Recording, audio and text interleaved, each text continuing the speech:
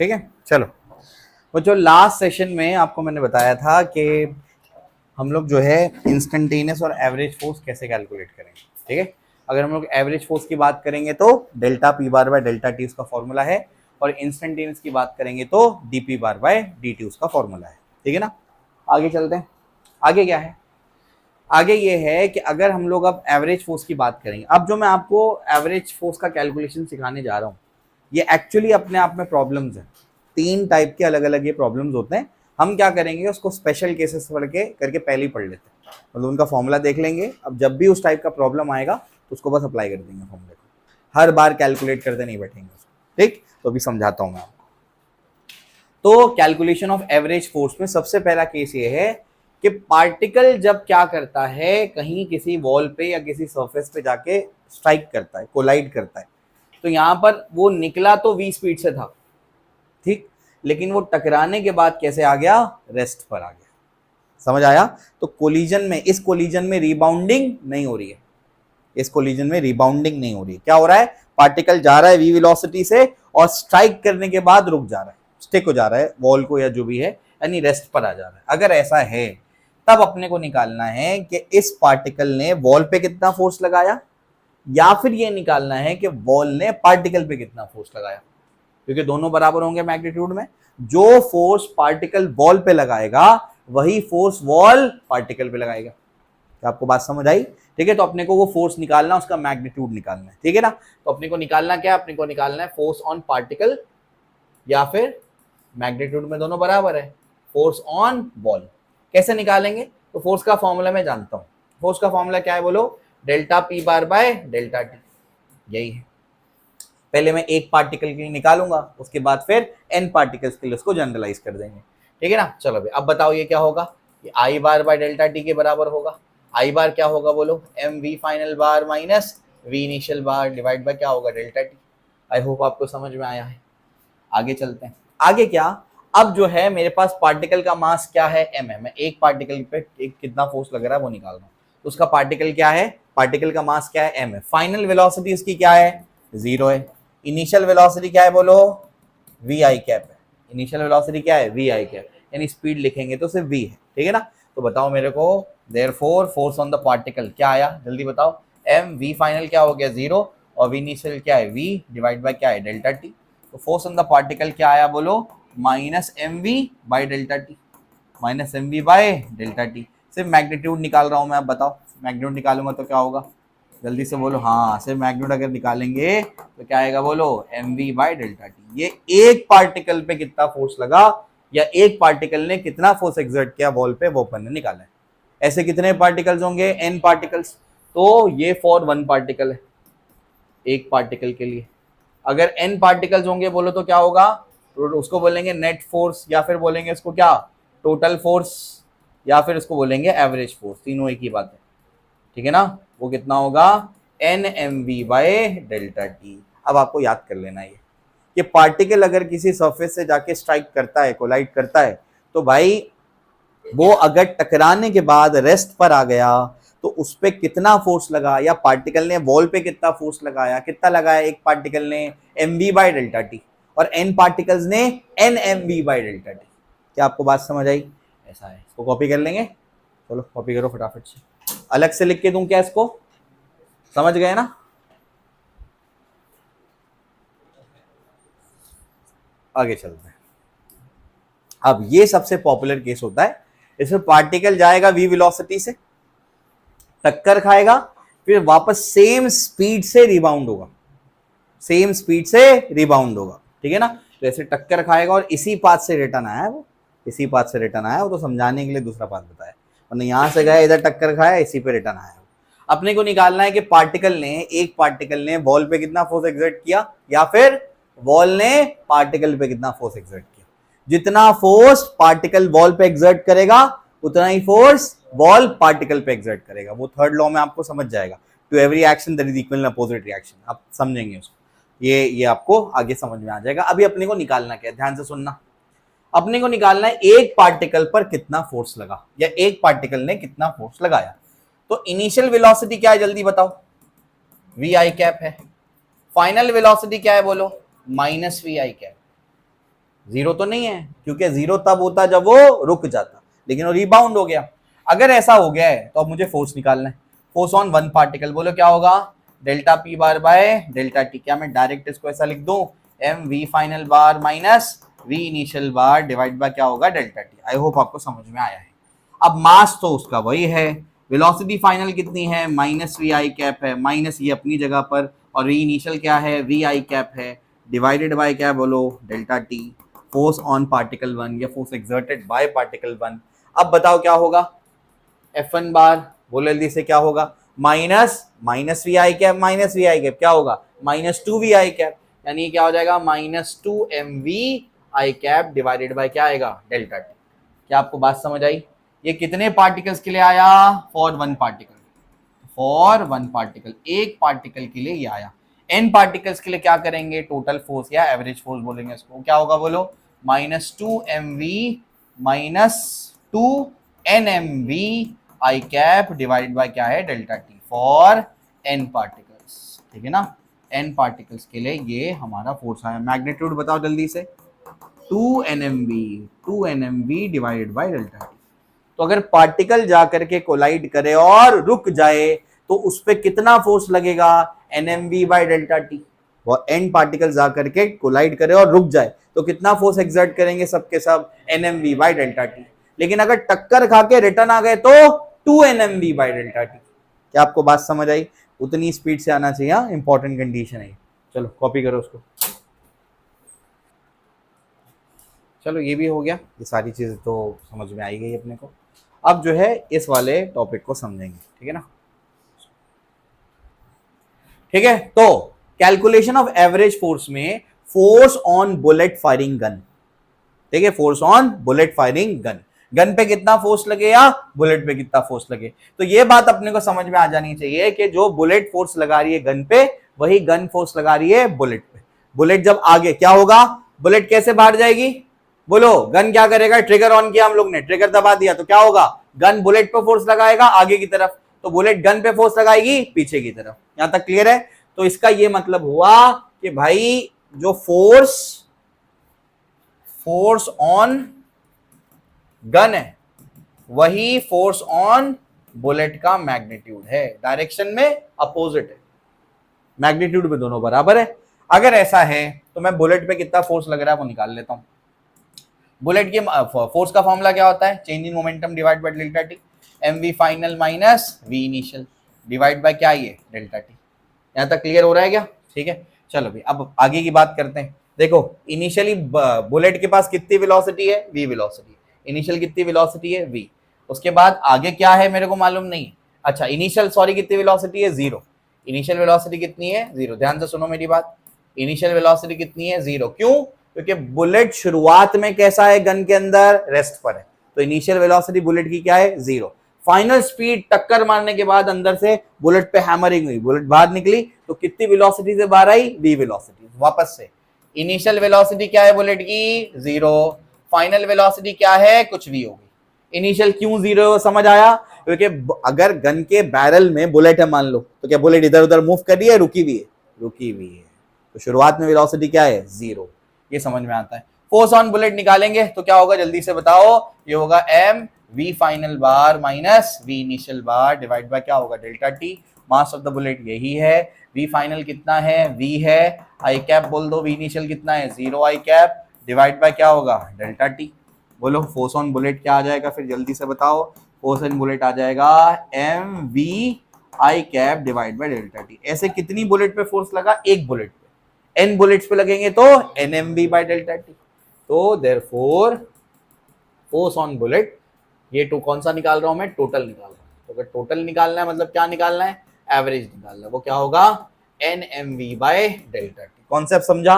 अगर कॉन्सेप्ट समझ में आ गया आप डायरेक्ट फॉर्मूले याद कर लेना। पार्टिकल को आपने क्या कर दिया, यहां से भेजा, उधर अगर टक्कर खा के वो रुक गया तो कितना फोर्स लगेगा, N M V by delta T. टक्कर खा के उसी स्पीड से रिबाउंड हो गया तो 2 N M V by delta T. और अगर गन से बुलेट बाहर निकली, गन से बुलेट बाहर निकली तो बुलेट पे कितना फोर्स लगा के बुलेट बाहर निकली, N M V by delta T. M V by delta T, एक बुलेट पे 10 बुलेट बाहर निकली तो 10 M V by delta T, N bullets बाहर निकली तो N M V by delta T. आपको बात समझ आई? गन पे भी उतना ही फोर्स लगा लेकिन उल्टे डायरेक्शन। क्लियर है? कॉपी करो। ठीक है, तो ये तो हम लोग ने देख लिया। अब यहां से सवाल शुरू होते हैं। तो ये टाइप के क्वेश्चंस काफी पॉपुलर सवाल है, इनको अभी हम लोग देख लेते हैं। A machine gun fires bullet of mass 50 gram with speed of 1000 metre per second. ठीक है, मास ऑफ बुलेट कितना है? 50 ग्राम। ठीक है, स्पीड कितनी है? 1000 metre per second, speed of bullet. If 10 bullets are fired, बोलो 10 bullets are fired per second, तो डेल्टा टी का वैल्यू कितना है? 1 second. Find out the average force exerted by bullets on gun. ठीक है ना, तो जो फोर्स बुलेट गन पे एक्सर्ट करेगा और जो फोर्स गन बुलेट पे एक्सर्ट करेगा मैग्नीट्यूड में बराबर है। तो बोलो जल्दी से क्या होगा? Force bye bullet on gun. तो बोलो जल्दी से फोर्स क्या होगा? जल्दी से बोलो क्या होगा? NMV by delta T. NMV by delta T. N का वैल्यू कितना? जल्दी बोलो। 10 है। मास कितना है? 50 इंटू 10⁻³ वेलोसिटी कितनी है? 10⁻³ डिवाइड बाय डेल्टा टी कितना है? 1 प्लस 3 माइनस 3 कैंसिल, कितना आया? 500 न्यूटन। बात समझ आई? तो ऐसे टाइप के सवालों में अब डायरेक्ट फॉर्मूला यूज करेंगे। क्या आपको बात समझ आई? चलो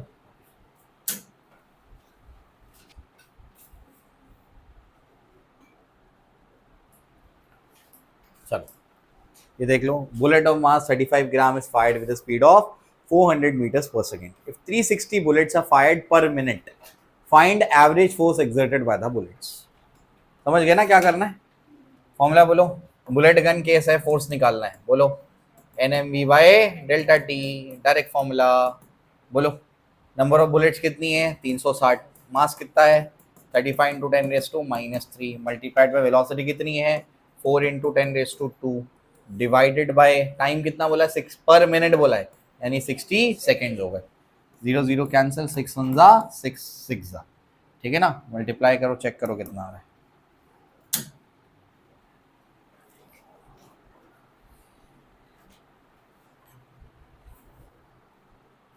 कितना आएगा?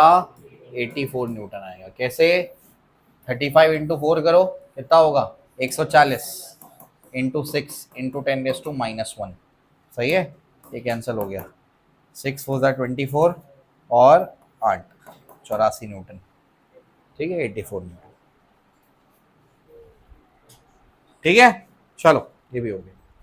अब आगे चलते हैं।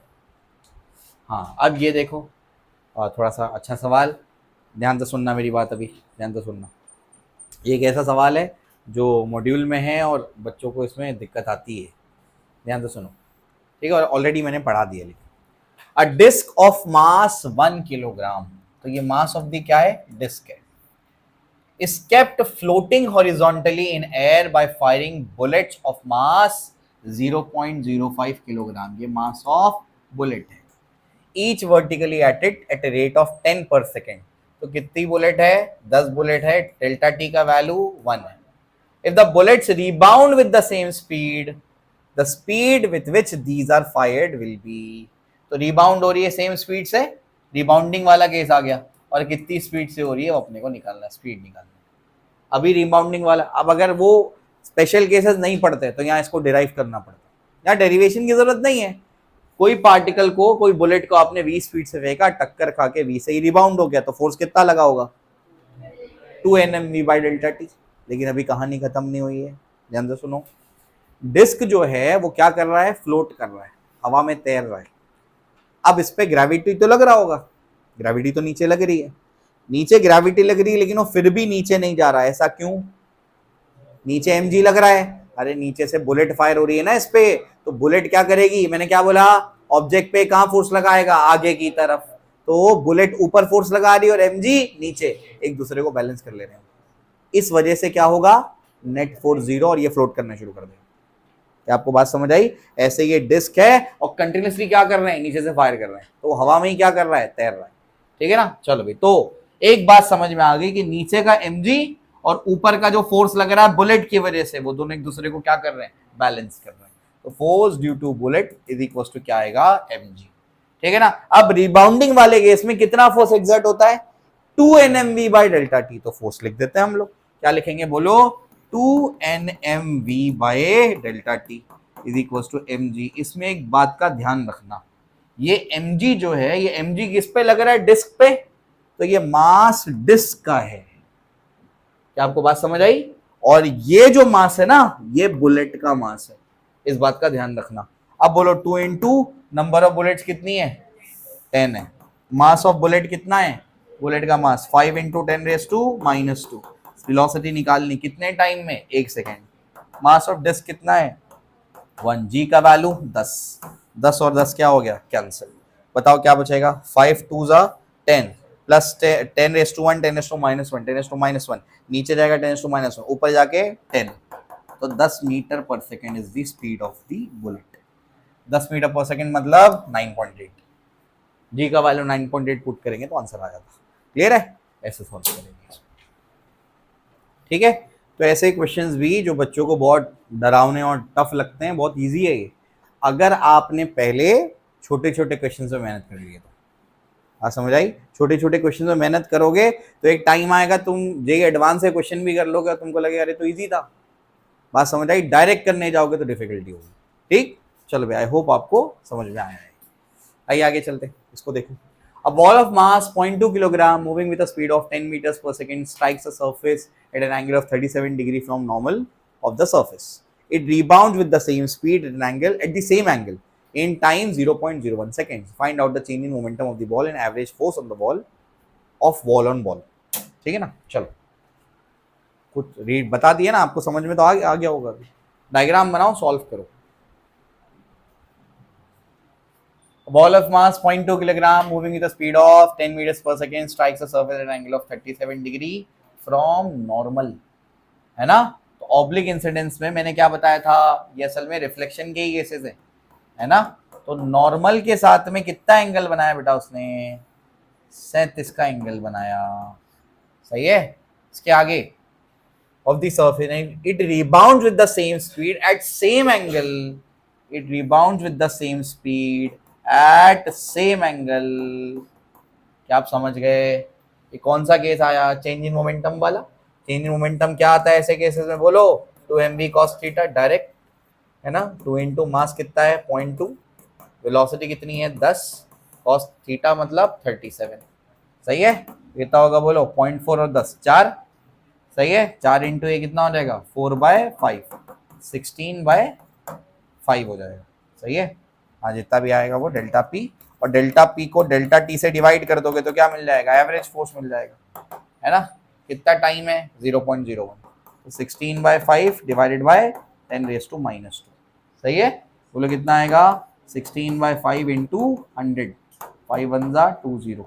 ठीक है? 320 न्यूटन, 320 न्यूटन का फोर्स लग रहा है। ठीक है ना? ठीक है, चलो। अब problem based on constant force. आपको मैंने अब तक क्या क्या करा है? आपको मैंने बताया कि एवरेज फोर्स पे जो क्वेश्चंस होंगे वो कैसे सॉल्व करते हैं, फिर इंस्टेंटेनियस फोर्स के सवाल देखे, फिर ग्राफ के सवाल देखे, है ना? कुछ स्पेशल केसेस देखे एवरेज फोर्स निकालने के, है ना? अब हम लोग देखेंगे कांस्टेंट मास सिस्टम, और उसके बाद देखेंगे वेरिएबल मास सिस्टम। बात समझ आई? इसके बाद सेकेंड लॉ के ऑलमोस्ट हर प्रोफाइल का सवाल कवर हो जाएगा। आपको बात समझ आई? फिर न्यूटन्स थर्ड लॉ स्टार्ट होगा, इसके बाद फिर रॉकेट प्रोपल्शन वगैरह उसी में देखेंगे। ठीक है ना? चलो भाई, तो हेडिंग लगाओ, problems based on constant mass system, यानी constant mass. F net is equals to ma bar। आप सभी को समझ रहा है ना? ये फॉर्मूला कब लगता है? जब मोशन के दौरान पार्टिकल का मास चेंज नहीं हो रहा है, वेलोसिटी बदल रही है, मास कांस्टेंट है। बताया था आपको। ठीक है? तो problem based on constant mass, F net is equals to ma bar। ठीक है? चलो भैया आगे चलते हैं। अब ये हमारे पास क्या है? क्वेश्चन है, ध्यान से सुनना। अब मैं क्या बता रहा हूँ, इसमें और भी डिस्कशन है, वो आगे कनेक्टेड मोशन में बताता हूँ, लेकिन अभी जो काम का है वो देखेंगे। ठीक? An object of mass 2 kilogram is placed on a smooth horizontal surface। जब भी बोल दे स्मूथ सरफेस है मतलब फ्रिक्शन क्या है? 0। अभी हम लोग फ्रिक्शन वाले केसेस डील नहीं कर रहे। ठीक है ना? तो याद रखो कि एक ऑब्जेक्ट है 2 किलोग्राम का, उसको एक हॉरिजॉन्टल स्मूथ सरफेस पे रखा हुआ है। If a horizontal force of magnitude 50 Newton is applied on it, find out it's acceleration. कितना फोर्स लग रहा है? 50 न्यूटन का। मास कितना है 2 किलोग्राम। इक्वेशन क्या यूज करेंगे हमेशा, F net is equals to M into A net use करेंगे, समझे? हमेशा क्या यूज करेंगे, F net is equals to mass into net acceleration, net force is equals to mass into net acceleration. अब force सीधा है कि टेढ़ा है? सीधा है। कौन से फोर्स को देख के पागल होने का? टेढ़े वेक्टर को। ये तो सीधा है तो एक ही फोर्स लग रहा है, कौन सा? 50 न्यूटन। तो नेट फोर्स कितना है? 50। मास कितना है बोलो? मास कितना है? 2। तो उससे क्या मिल जाएगा? Net acceleration. 2 1 और 2 25 जा। तो नेट एक्सेलरेशन क्या आया? 25 मीटर्स पर सेकेंड स्क्वायर। क्या आपको बात समझ आई? ठीक है ना? चलो कॉपी। चलो अगला सवाल। अब देखो ध्यान से, हमेशा इक्वेशन क्या यूज करेंगे जब भी मास कांस्टेंट होगा? तो F net is equals to mass into A net. ठीक है ना? चलो, our net force this much Newton is applied on a body of mass 2 kilogram, find out acceleration of the body। तो फॉर्मूला तो एक बार समझ, देखो मास कितना है? 2 किलोग्राम। मास बोला है कि वेरिएबल है? नहीं, 2 किलोग्राम मतलब फिक्स है। अगर फिक्स है मतलब कांस्टेंट मास सिस्टम वाले सवाल है। F net is equal to क्या लिखेंगे बोलो? इसे एम इंटू ए नेट लिखेंगे, सही है ना? अब एफ नेट कितना है बोलो? आई कैप प्लस √3 जे कैप। क्या आया? मास कितना है? 2। इससे क्या मिले? और नेट एक्सेलरेशन तो निकालना है, तो देयरफॉर क्या होगा बोलो? Net acceleration is equals to I cap plus √3 J cap divided by क्या हो जाएगा? 2। ये क्या आया? वेक्टर फॉर्म आया। अपने को क्या निकालना है? इसका मैग्नीट्यूड निकालना है। कैसे निकालेंगे मैग्नीट्यूड बोलो? अरे कंपोनेंट फॉर्म का मैग्नीट्यूड कैसे निकालते हैं? √, है ना? आपको पता है क्या करना है। तो ए नेट अगर मैग्नीट्यूड निकालना है तो क्या करना पड़ेगा? √, बोलो 1 का स्क्वायर प्लस √3 का स्क्वायर, सही है? डिवाइड बाय 2 का तो वही आएगा खुद ही मैग्नीट्यूड अपने आप में। वो तो बोलो क्या होगा बोलो? 1 + 3 डिवाइड बाय 2 मतलब √4/2 मतलब 2/2 यानी 1 मीटर पर सेकेंड स्क्वायर। बात समझ आई? अभी शुरुआत है इसलिए हर एक स्टेप समझा रहा हूँ, बाकी आगे के तो डायरेक्ट कर लेंगे फिर। ठीक है ना? चलो कॉपी। चलो चलो, ये एक सवाल है। 2 perpendicular forces of magnitude 3 Newton and 4 Newton are applied on an object of mass 1 kilogram. Find out the acceleration of the object. Acceleration निकालना है। अब तक एक एक फोर्स के साथ में डील कर रहे थे, है ना? सीधा सीधा फोर्स ही लग रहा था, एक एक फोर्स लग रहा था। लेकिन अब क्या है? 2 फोर्सेस आ गए। ठीक, अब कैसे डील करेंगे? तो पहले नेट फोर्स निकालते हैं। नेट फोर्स कैसे आएगा बोलो? एक होगा F1 बार प्लस क्या होगा? F2 बार। क्या आपको बात समझ आ रही? क्योंकि अपने को निकालना क्या है? एक्सेलरेशन। तो एक्सेलरेशन निकालने के लिए पहले एफ नेट चाहिए, है ना? F1 बार कौन से डायरेक्शन में बोलो? 4i cap.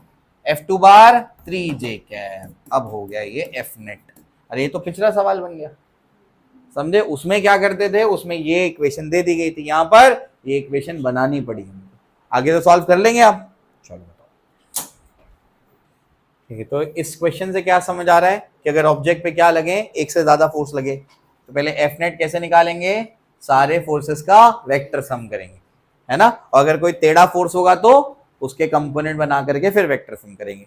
आगे कैसे सॉल्व करेंगे इसको बोलो? एम इंटू क्या होगा? ए नेट हो जाएगा ये, है ना? ये तो अपनी जगह पर 4i cap plus 3j cap. तो बोलो ए नेट कितना आएगा? जल्दी बताओ। 4i cap plus 3j cap divided by क्या आएगा? एम आ जाएगा। अब इसका मॉड निकालना है। आप समझ गए ना कैसे निकलेगा? बोलो ए नेट का मॉड मतलब मास कितना है बोलो? मास कितना है? 1 किलोग्राम। ठीक है, ए नेट का मॉड मतलब पूरे का mod 4i cap plus 3j cap का मॉड और ये डिवाइड बाय क्या है? 1। 1 का मॉड तो 1 आएगा, इसका मॉड क्या आएगा? आप समझ गए ना? √4 का स्क्वायर प्लस 3 का स्क्वायर मतलब 5, तो 5 मीटर्स पर सेकेंड स्क्वायर ये आएगा। ठीक है, सवाल है 3 forces F1 bar, F2 bar, F3 bar applied on an object. If the mass of the object is 1 kilogram, find acceleration. कितने फोर्स लग रहे हैं? अब देखो, अब सवाल को थोड़ा पहले तो सिंगल सिंगल फोर्स से डील करवाए, तुमको समझ आया? अब क्या कर रहा हूं मैं बोलो? अच्छा, सेकंड पार्ट में क्या किए बोलो? सिंगल सिंगल फोर्स है मतलब आई कैप जे कैप में, लेकिन एक से ज्यादा है तो क्या करना पड़ा? नेट फोर्स निकालना पड़ा। अब ना तो डायग्राम है और ना तो कोई वो एक डायरेक्शन में, तो क्या करना पड़ेगा? बी, सबसे पहले वेक्टर सम करके एफ नेट निकालेंगे। ठीक, चलो बाकी आपको पता है फिर क्या करना है। चलो बेटा यहाँ देखो, सबसे पहले बच्चों क्या निकालना है? एफ नेट निकालना है। एफ नेट क्या होगा बोलो? F1 बार प्लस F2 बार प्लस F3 बार। है ना। तो F1 बार क्या है, ये है, इसको F1 बार बोलेंगे, इसको F2 बार बोलेंगे, इसको F3 बार बोलेंगे। ऐड करना पड़ेगा, तीनों को ऐड कर लो, 2 + 1 + 1 कितना आएगा, 4 आई कैप। बोलो फिर क्या होगा, 1 जे कैप 1 जे कैप 1 जे कैप क्या होगा, 3 जे कैप, फिर 5 के कैप 5 के कैप 2 के कैप कितना आ जाएगा, 12 के कैप। बात समझ आई, नेट फोर्स आ गया। अब क्या करना पड़ेगा यहाँ पर, मास इनटू एक्सेलरेशन, मास कितना है 1 और ये क्या आया ए नेट। अब समझ गए ना क्या करना है, अभी ए नेट का मॉड निकलेगा, अंडर रूट ऑफ बोलो 16 + 9 + 144 यानी 13 न्यूटन। सही है, इजी। चलो समझ आया। चलो बच्चों ये भी हो गया। हाँ ये एक सवाल है, इसको देख लो, ठीक है, इसको देखो, शुरू शुरू के सवाल है इसलिए इसमें कलरिंग करके अलग अलग आपको समझाया कि अलग अलग क्या है, फोर्स अलग अलग डायरेक्शंस में, इसे समझने में शुरुआत में आसानी होगी। 5 forces are applied on an object of mass 10 kilogram, यहाँ पर वो 10 किलोग्राम का ऑब्जेक्ट है, इस पे कितने फोर्स लग रहे हैं, 5 फोर्स लग रहे हैं। पहले सिंगल फोर्स से डील किया, फिर 2 फोर्सेस से डील किया, फिर 3 फोर्सेस से डील किया, अब 5 फोर्स से डील करना है। क्लियर, क्या करना पड़ेगा, एफ नेट लिखना पड़ेगा, एफ नेट लिखना अपने को आता है ना। अब उसने इक्वेशन कुछ लिख के नहीं दिया है, बस डायग्राम बना दिया, फोर्स लिख के बताओ, आओ लिखेंगे। एफ नेट बताओ कैसे लिखेंगे, जल्दी से बताओ, बोलो जल्दी से। एक कौन सा, अब ये F1 बार, F2 बार, F3 बार, F4 बार, F5 बार, है ना। जो जो एक्स और वाई के अलाउंगे पहले उनको निपटा लेते, है ना। बताओ 20 कहां पर है, पॉजिटिव एक्स डायरेक्शन में, क्या लिखूंगा 20 आई कैप।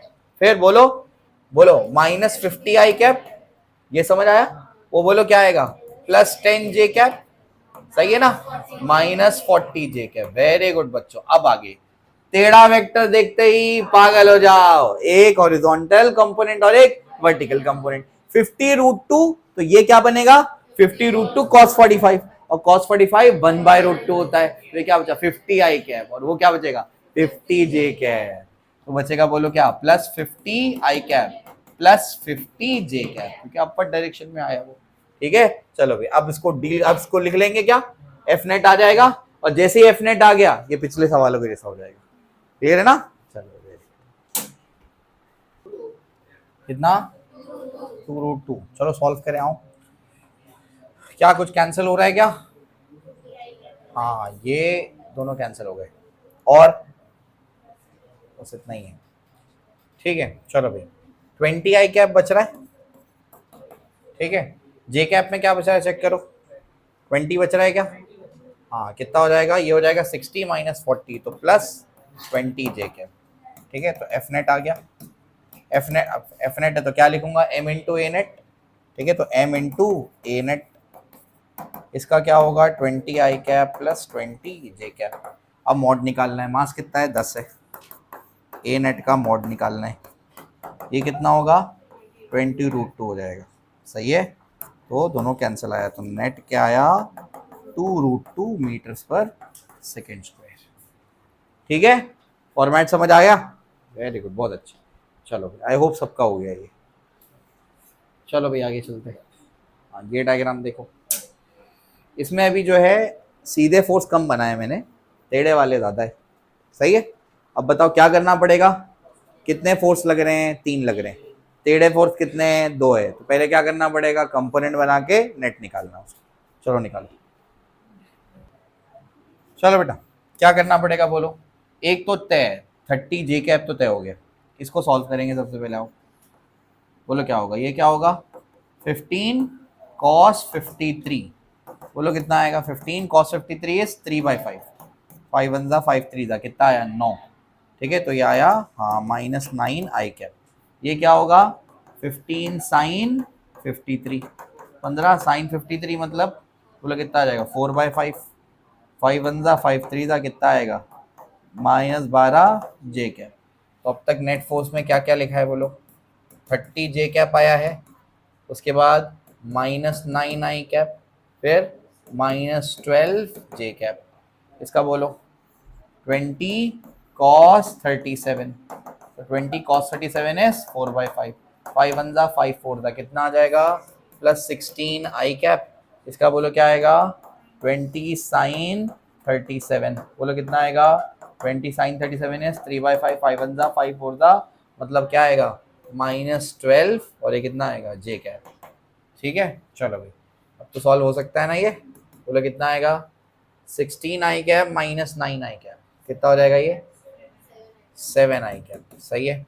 उसके बाद 30, इसमें से इसको पहले माइनस कर लो, कितना हो जाएगा बोलो। नहीं नहीं जे कैप है ना, ये जे कैप है, ये जे कैप है और ये जे कैप है, तो 30 J cap -24 J cap will be 6 J cap. ठीक है तो एफ नेट कितना हुआ 7 I cap plus 6 J cap. अब मास कितना है 2। आप समझ गए ना क्या करना है, √7 का स्क्वायर प्लस 6 का स्क्वायर डिवाइड बाय 2। ठीक चलो निकाल लेंगे।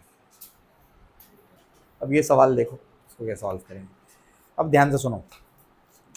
Force of 20 Newton is applied on an object of mass 5 kilogram placed on a smooth floor at an angle of 60 degree from the horizontal as shown in the figure. Find out the acceleration of the object. ध्यान से सुनना मेरी बात। Vector सीधा है कि टेढ़ा है? टेढ़ा वेक्टर देखते ही पागल हो जाओ। दो कंपोनेंट बना लो, एक ये और एक ये। ठीक अब ध्यान से सुनना, ये अगर 60 है तो जेड शेप नजर आ रहा है, तो ये भी कितना हुआ 60।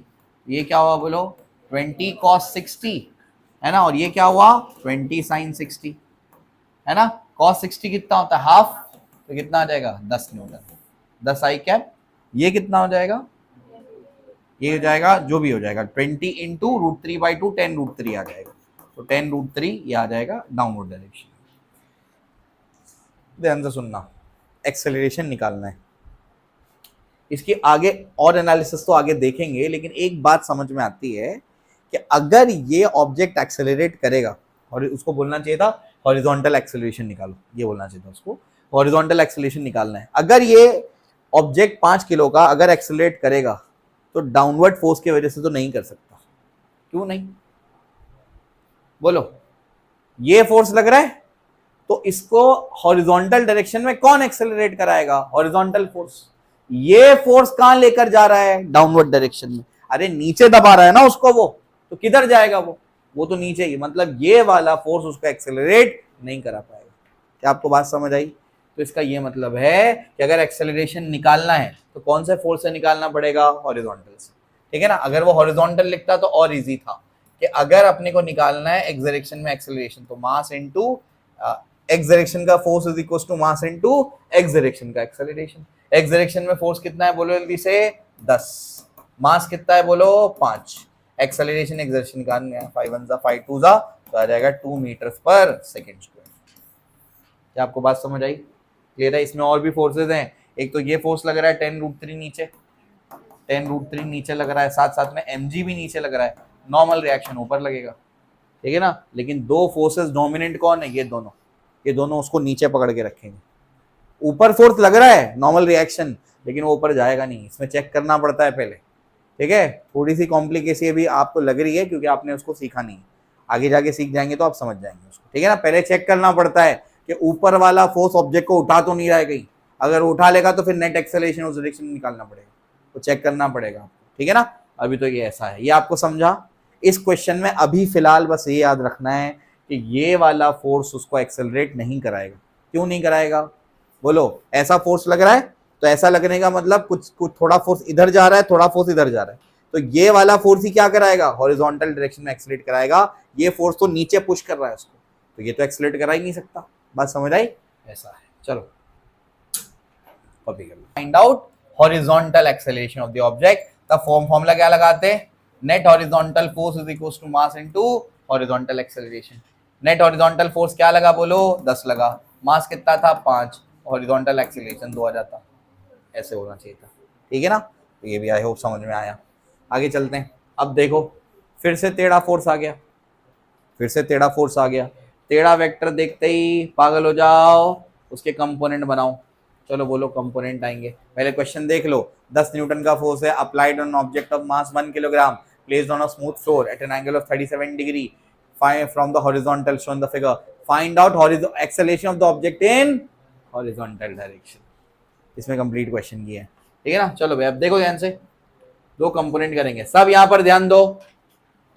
ये क्या होगा बोलो 10 cos 37, सही है। तो 10 cos 37 कितना होगा 4/5, 5 1 जा 5 2 था, कितना आया 8 न्यूटन। ऊपर कितना लगेगा, ऊपर 6 न्यूटन लगा, ऊपर नॉर्मल रिएक्शन भी लगा, नीचे 10 न्यूटन का mg लगा। बात समझ आई। तो ऊपर कितना लग रहा है, नॉर्मल रिएक्शन कितना लगेगा बोलो 10 लगेगा, जितना ये उतना ही नॉर्मल रिएक्शन कितना लगेगा 10 लगेगा, ठीक है ना। 10 और ये 6 16 न्यूटन ऊपर, नीचे कितना लग रहा है 10 न्यूटन, गलत है, ऊपर उड़ जाएगा वो, है कि नहीं। अच्छा चलो अभी तुम लोगों के लिए टफ है, यहाँ तक क्लियर है क्या। चलो हॉरिजॉन्टल वाले आगे एनालिसिस करनी पड़ेगी, ऊपर तो नहीं उठेगा ऑब्जेक्ट, वो कर आगे पढ़ाता हूँ। यहाँ तक क्लियर है क्या। हॉरिजॉन्टल फोर्स बताओ क्या होगा, बोलो मास इनटू हॉरिजॉन्टल एक्सेलरेशन। मास कितना है बोलो, मास कितना है, ये 10 है, मास कितना है 1, हॉरिजॉन्टल एक्सेलरेशन, तो हॉरिजॉन्टल एक्सेलरेशन 10 नहीं कितना है ये, सॉरी 8 है। हॉरिजॉन्टल फोर्स कितना है 8 है, 8 मास कितना है 1 है, सही है ना। मास कितना है 1 किलोग्राम, और हॉरिजॉन्टल एक्सेलरेशन, तो हॉरिजॉन्टल एक्सेलरेशन कितना आया 8 मीटर पर सेकेंड स्क्वायर। समझ आया। अब बस इसी से डील करो, आगे देखेंगे कैसे सॉल्व करना है इसको। चलो भैया अब variable mass system, constant mass system हो गया, अब वेरिएबल मास सिस्टम के बारे में चर्चा करेंगे, ठीक है ना। हेडिंग लगा लो, problems based on variable mass system, variable mass system, ठीक है। चलो भाई, तो अब क्या होगा, मोशन के दौरान ऑब्जेक्ट का मास बदल जाएगा, जैसे कन्वेयर बेल्ट में हो जाएगा, जैसे रॉकेट वाले केसेस में हो जाएगा, जैसे वाटर जेट में हो जाएगा। बात समझ आई, ठीक है ना। चलो भाई, तो वाटर जेट में हो जाता है या बाकी चीजों में, ठीक है। अब यहाँ पर कुछ सवाल है, इनके ऊपर अभी चर्चा करेंगे, ठीक है ना। चलो, तो मैंने आपको क्या बताया, ध्यान से सुनिए। मैंने आपको ये समझाया कि जैसे अगर वाटर जेट है, वॉशरूम में वाटर जेट होते हैं आजकल, वो भी वाटर जेट ही होता है, उसको भी वाटर जेट बोलते हैं। बाइक धोने के लिए वाटर जेट यूज करते हैं वो लोग, बाइक कार वॉश करने के लिए, तो वो भी क्या होता है वाटर जेट होता है। बात समझ आई। तो जो वाटर जेट्स होते हैं, जब उस वाटर जेट में से पानी निकलता है ना, तो वो जाकर के जहां हिट करेगा उस पर तो आगे के डायरेक्शन में फोर्स लगाएगा, और जहां से निकला है उस पर पीछे के डायरेक्शन में फोर्स लगाएगा। समझे। इसका मतलब ये हुआ कि वाटर जेट से जो पानी निकल करके ब्लॉक पे जाके हिट कर रहा है, तो इस पे कहां फोर्स लगाएगा, आगे के डायरेक्शन में, है ना। और ये पानी वाटर, ये जो पाइप है, इस पे कहां फोर्स लगाएगा, पीछे के डायरेक्शन। लेकिन दोनों फोर्स बराबर होंगे आइडियल कंडीशंस में, दोनों फोर्स बराबर है। तो क्या समझा इससे बताओ, फोर्स एक्सर्टेड ऑन, बोलो फोर्स एक्सर्टेड ऑन ब्लॉक, उसका मैग्नीट्यूड किसके बराबर है, force exerted on pipe, force exerted on pipe इसके बराबर है। क्या आपको बात समझ आई, दोनों का मैग्नीट्यूड बराबर है। अब ब्लॉक पे जो फोर्स एक्सर्ट हो रहा है उसका फॉर्मूला क्या होगा, मास इनटू एक्सेलरेशन। सीधा सीधा फोर्स गया, तो सीधे फोर्स का फॉर्मूला क्या होता है, मास इनटू एक्सेलरेशन। सबसे पहला सवाल 50 न्यूटन 2 किलो, तो सीधा एक्सेलरेशन निकाल लो या फोर्स निकाल लो, है ना। चलो भाई, तो ये क्या होगा देखो, an object of mass 2 kilogram is placed on a smooth horizontal surface, a water jet throws water horizontally at a rate of 2 kilogram metre per second. This is very important. कौन सी क्वांटिटी गिवन है, ये अगर नहीं समझ में आ रहा है तो कैसे चेक करेंगे, वो यूनिट देखकर। मैं शुरू से आपको समझाता हूँ, यूनिट से समझेगा वो क्या गिवन है। तो 2 किलोग्राम पर सेकेंड मतलब ऊपर मास है नीचे टाइम है, तो ये dm/dt है।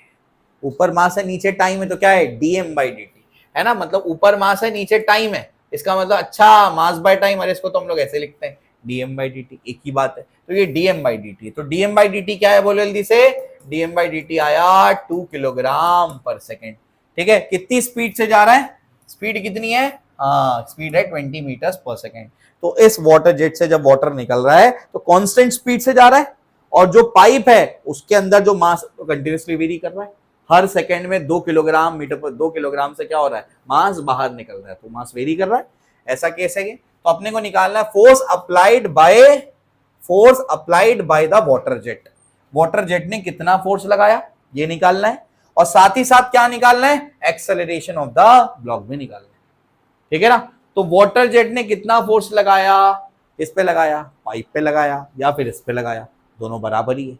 फोर्स कैसे निकालेंगे बोलो, force applied by water jet, pipe पे कितना फोर्स लगाया बोलो जल्दी से, वाटर जेट कितना आएगा v बार dm/dt, क्योंकि मास वेरी कर रहा है, और वेलोसिटी क्या है निकलने वाले पानी की कांस्टेंट है, बोलो कितना है 20 है, dm बाई dt कितना है 2 है, कितना आएगा 40 न्यूटन का फोर्स लगा रहे हैं। क्या आपको बात समझ आई? तो 40 न्यूटन का फोर्स है किस पे लगा रहा है? पाइप पे। कहां लगा रहा है? पीछे के डायरेक्शन में। आपको समझ आया? वही 40 न्यूटन ये किस पे लगाएगा? ब्लॉक पे। कहां पर? आगे के डायरेक्शन। बात समझ आई? तो फोर्स ऑन ब्लॉक भी सेम आ जाएगा। फोर्स ऑन ब्लॉक कितना होगा जल्दी बोलो? फोर्स ऑन ब्लॉक कितना होगा? 40 होगा। अब इस पे कितना फोर्स लगा बताओ? 40 न्यूटन का लगा। इसका मास कितना है बोलो? 2 किलोग्राम। अब ये क्या करेगा? एक्सेलरेट करेगा। अपने को समझ में आ गया क्या करना है। नेट फोर्स कितना है? 40 है। 40 है, मास इंटू क्या होगा? Acceleration of the block. Mass कितना है बोलो जल्दी से उसका? 2 किलोग्राम। तो 2 इंटू एक्सेलरेशन ऑफ ब्लॉक और 40, 2 1 जा और 2 20 जा। तो acceleration of block is 20 metres per second square. क्या आपको बात समझ आई कैसे सॉल्व करेंगे ये? ठीक है ना? चलो भाई, तो जो फोर्स निकलने वाला पानी पाइप पे लगा रहा है, वही फोर्स वो जो वाटर है वो क्या करेगा? ब्लॉक पे आगे के डायरेक्शन में लगाएगा। अरे समझ आया? वाटर पाइप पे जो पीछे के डायरेक्शन में फोर्स लगा रहा है, वही वाटर ब्लॉक पे उतना ही फोर्स आगे के डायरेक्शन में लगाएगा। क्लियर है क्या? चलो आओ आगे चलते हैं। एक और सवाल आपके सामने। Block of mass 10 kilogram is placed on a smooth horizontal surface. Water is striking to the block with a speed of 10 meters per second with the block. ठीक है ना? With the block. Due to which acceleration of the block becomes 1 meters per second square. Find rate at which water is striking with the block. Find rate at which water is striking. Rate मतलब dm by dt. Very good. dm by dt निकालना। चलो start.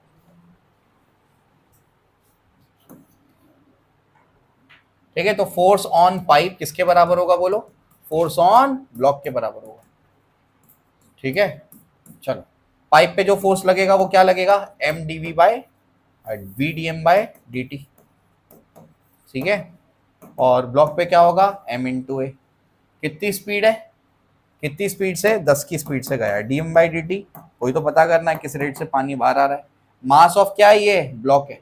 Block का मास कितना है? 10 kilo. Acceleration कितना है? 1 है। तो कितना आ जाएगा बोलो? dm बाई dt आया 1 किलोग्राम पर सेकेंड। ये आया।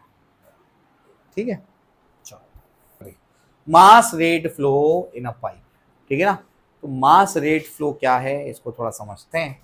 ठीक है, अभी जितना समझे ठीक है, वरना अगले सेशन में फिर एक बार बताऊंगा मैं। ठीक है, हो सकता है बच्चों को समझने में थोड़ा टाइम लगता है इसको, क्योंकि एक तो टाइम हो गया 4 बज गया, दूसरा जो है इसमें थोड़ा सा फ्लूइड्स का कॉन्सेप्ट लगता है। वैसे समझ में तो आ जाना चाहिए मेरे हिसाब से। समझ लो ये कोई पाइप का एक छोटा सा टुकड़ा मैंने लिया है, इसके पीछे भी पाइप है जो नल से कनेक्टेड है और यहाँ से पानी बाहर आ रहा है।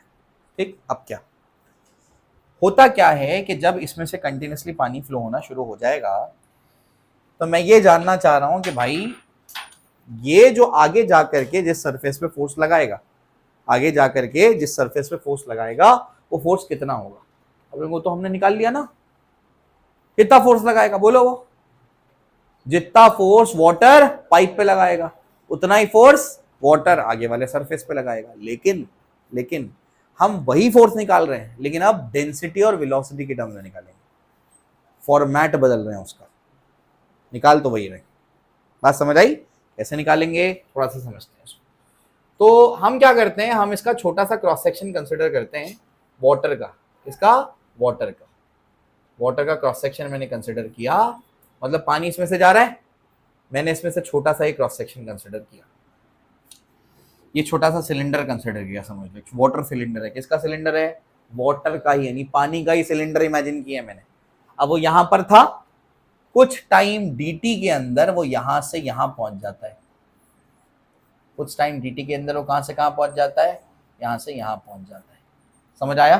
ठीक, तो अगर मैं जानना चाहता हूं कि भाई इसने कितना डिस्टेंस कवर कर लिया, क्या आपको समझ रहा है क्या कर रहा हूं मैं? हमारे पास क्या एक पाइप है, उस पाइप में से क्या हो रहा है? पानी फ्लो हो रहा है। मैंने क्या कर दिया? इमेजिन किया एक पानी का सिलेंडर। इमेजिन किया पानी का सिलेंडर। वो पानी का सिलेंडर यहां से यहां तक पहुंच गया कितने टाइम में? dt टाइम में। तो उसने कुछ तो डिस्टेंस कवर किया होगा। समझ रहे? कितनी स्पीड से गया ये? v स्पीड से गया। यहां से यहां तक जाने में कुछ तो डिस्टेंस कवर कर लिया होगा उसने।